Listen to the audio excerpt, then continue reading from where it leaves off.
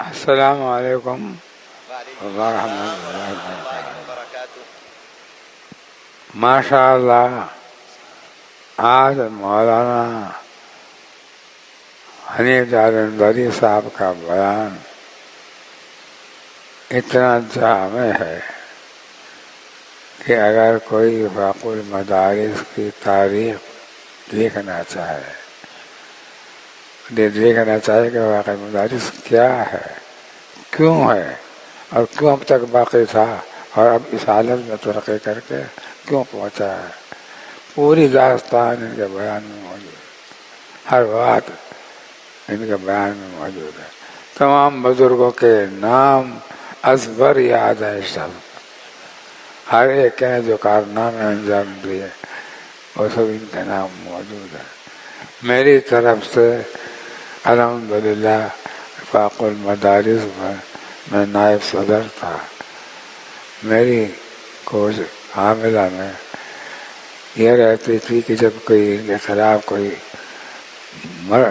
خلاف آئے بات، اور جو انصاف کے خلاف ہوتی تھی، میں انصاف کے خلاف کبھی تائید نہیں کرتا، لیکن انصاف کے خلاف ہوتے تھے تو میں کسی کی انتظار نہیں کرتا تھا، سب سے پہلے اس چیز کی تائید کرتا تھا۔ لوگ مجھے تانا دیتے تھے کہ کوئی معلوم کرنا چاہو کسی مختلف کی بات میں ان کا کیا رائے ہے، تو سب سے پہلے میں بتاتا ہوں کہ ان کی جو رائے ہے وہ ان کی رائے ہے۔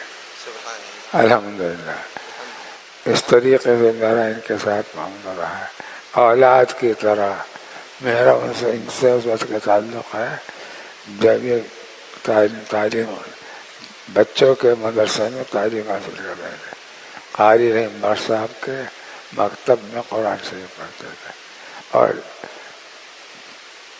میرے ساتھ انہوں نے ایک بڑے سفر میں استقبال بھی کیا بکر جانے کے لیے۔ میں ملتان گیا، وہاں سے بکر جانا تھا، میں ان کو بلا نہیں سکتا، نہیں بلا سکتا، کیسے بلاؤں، یہ ہماری جان ہے۔ اب وفاق المدارس کا اللہ نے ان کو جنرل سیکرٹری بنا دیا ہے، ناظم اعلیٰ بنا دیا ہے۔ یہ وفاق المدارس کو اللہ نے بڑا انعام دیا ہے، اور ان کو وفاق المدارس بطور انعام کے دیا ہے۔ اس مبارکباد کو قبول فرمائے۔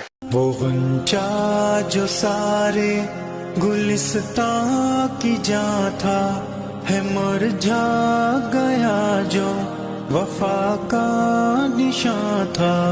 وہ غنچہ جو سارے گلستان